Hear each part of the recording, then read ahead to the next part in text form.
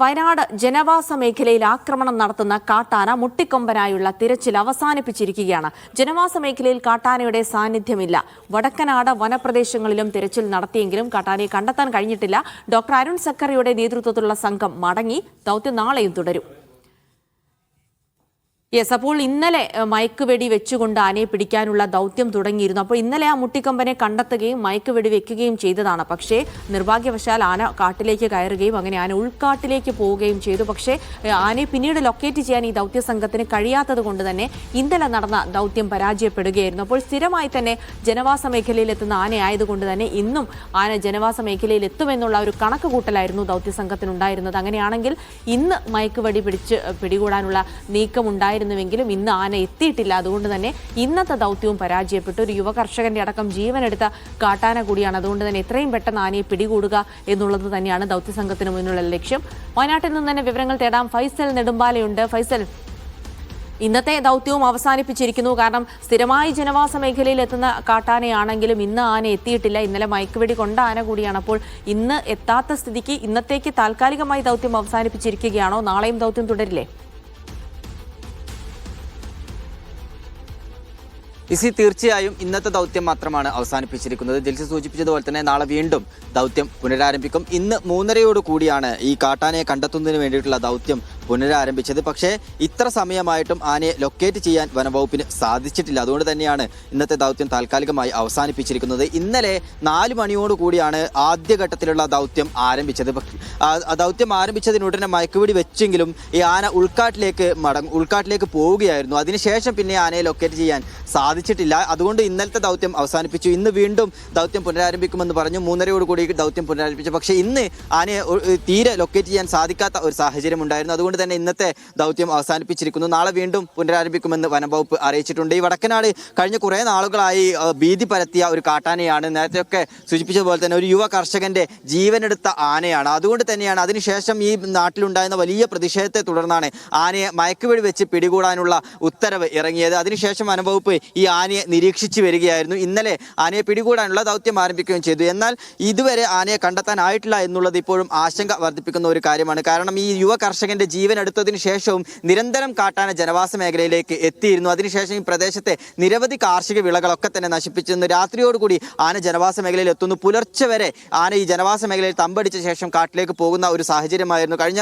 കുറേ നാളുകളായിട്ടായി ഇതായിരുന്നു നടന്നു വന്നിരുന്നത്. അതുകൊണ്ട് തന്നെയാണ് ആ വനവകുപ്പ് സ്ഥിരമായിക്കൊണ്ട് ഇതിനെ നിരീക്ഷിക്കുന്ന ഒരു സാഹചര്യത്തിലേക്ക് കടന്നത്. പക്ഷേ ഇന്ന് ആന എത്തിയിട്ടില്ല എന്നുള്ളത് തന്നെയാണ് ഇന്നത്തെ ദൗത്യം അവസാനിപ്പിക്കാനുള്ള ഒരു കാരണം. ആന നിരന്തരം ജനവാസ മേഖലയിലേക്ക് തിരിച്ചെത്തുമെന്നുള്ള ഒരു പ്രതീക്ഷയിൽ തന്നെയാണ് ഇപ്പോഴും വനംവകുപ്പുള്ളത്. അതുകൊണ്ട് തന്നെയാണ് ദൗത്യം നാളെയും പുനരാരംഭിക്കുമെന്ന് അറിയിച്ചിരിക്കുന്നത്. ഇപ്പോൾ 5 കുങ്കിയാനകളെയാണ് ഈ ദൗത്യത്തിന് വേണ്ടി ഇവിടേക്ക് എത്തിച്ചിരിക്കുന്നത്. 4 കുങ്കിയാനകൾ ഇപ്പോൾ ഈ ഒരു പ്രദേശത്തുണ്ട്. ഒരു കുങ്കിയാനയെ കൊണ്ട് വനംവകുപ്പ് കാട്ടിനകത്തേക്ക് പ്രവേശിച്ചിരിക്കുകയാണ്. ദൗത്യം മടങ്ങി അവർ തിരിച്ചെത്തിയിട്ടില്ല എന്നുള്ളതാണ് ഇപ്പോൾ ഏറ്റവും പ്രധാനമായി മുത്തങ്ങ ആനപ്പന്തിയിലുള്ള വനംവകുപ്പിന്റെ നിരവധി ദൗത്യങ്ങളിൽ പങ്കെടുത്ത 5 ആനകളെയാണ് ഇവിടേക്ക് എത്തിച്ചിരിക്കുന്നത്. വിക്രം, സൂര്യ, അത് ഉണ്ണികൃഷ്ണൻ, പ്രമുഖ, അതുപോലെ കോന്നി സുരേന്ദ്രൻ ഉൾപ്പെടെയുള്ള 5 ആനകളെയാണ് ഈ മുത്തങ്ങ ആനപ്പന്തിയിൽ നിന്ന് ഈ ഒരു ദൗത്യത്തിന് വേണ്ടി ഇറക്കിയിരിക്കുന്നത്. കഴിഞ്ഞ കുറേ നാളുകൾ, അതായത് കഴിഞ്ഞ കുറേ ഈ വനംവകുപ്പിന്റെ ദൗത്യത്തിനൊക്കെ തന്നെ പങ്കെടുത്ത ആനകളാണ്. നിരവധി ആനകളെ തളച്ചിട്ടുള്ള ആനകൾ തന്നെയാണ്. ഒരു കാലത്ത് വടക്കനാടിനെ വിറപ്പിച്ച കൊമ്പനാണ് സൂര്യ എന്ന് പറയുന്നത്.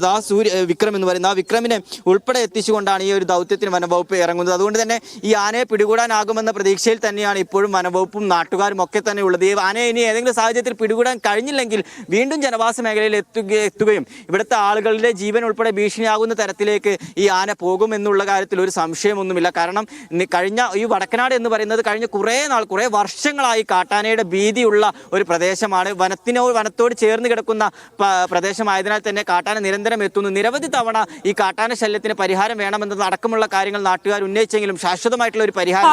ഒരു കാര്യം ചോദിച്ചോട്ടെ, ഇന്നലെ സ്വാഭാവികമായിട്ടും ഇന്നലെ ഒരു മയക്കുവെടി വെച്ച് ആനയെ പിടികൂടാനുള്ള ശ്രമങ്ങൾ നടക്കുമ്പോൾ ദൗത്യം ഇന്നലെ തന്നെ വിജയിക്കാനുള്ള സാധ്യത ഉണ്ടായിരുന്നു. കാരണം ഒരു മയക്കുവെടി വെച്ച് കഴിഞ്ഞാൽ ആന എത്ര കിലോമീറ്റർ പോകും, എത്ര ദൂരം സഞ്ചരിക്കുമെന്നുള്ള ഒരു കണക്ക് കൂട്ടൽ അത് ദൗത്യ സംഘത്തിനുണ്ടാകും. ഇന്നലെ അതൊക്കെ പിഴയ്ക്കുകയാണോ? എന്താ സംഭവിച്ചത് ഇന്നലെ?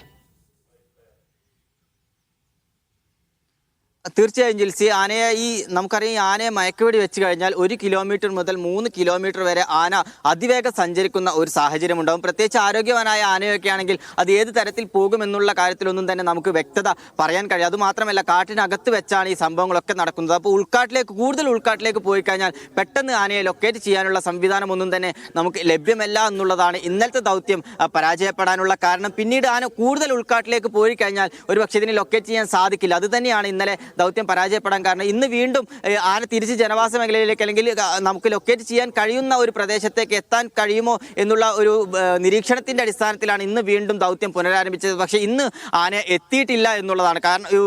ഈ ഒരു വനത്തിനോട് കടന്നു ചെല്ലാൻ കഴിയുന്ന അത്രയും ദൂരത്തേക്ക് എത്തിക്കൊണ്ട് തന്നെയാണ് വനംവകുപ്പ് ഈ ദൗത്യത്തിനൊക്കെ തന്നെ മുതിരുന്നത്. പക്ഷേ ഇന്ന് തീരെ ലൊക്കേറ്റ് ചെയ്യാൻ സാധിച്ചിട്ടില്ല. നാളെ വീണ്ടും ആന ഒരുപക്ഷെ ഈ വനംവകുപ്പിന്റെ ലൊക്കേഷനിലേക്ക് അല്ലെങ്കിൽ വനംവകുപ്പിന് ലൊക്കേറ്റ് ചെയ്യാൻ കഴിയുന്ന ഒരു പ്രദേശത്തേക്ക് ആന എത്തുകയാണെങ്കിൽ നാളെയും മയക്കുവെടി വെച്ച് പിടികൂടുന്ന ദൗത്യത്തിലേക്ക് തന്നെയായിരിക്കും കടക്കുക.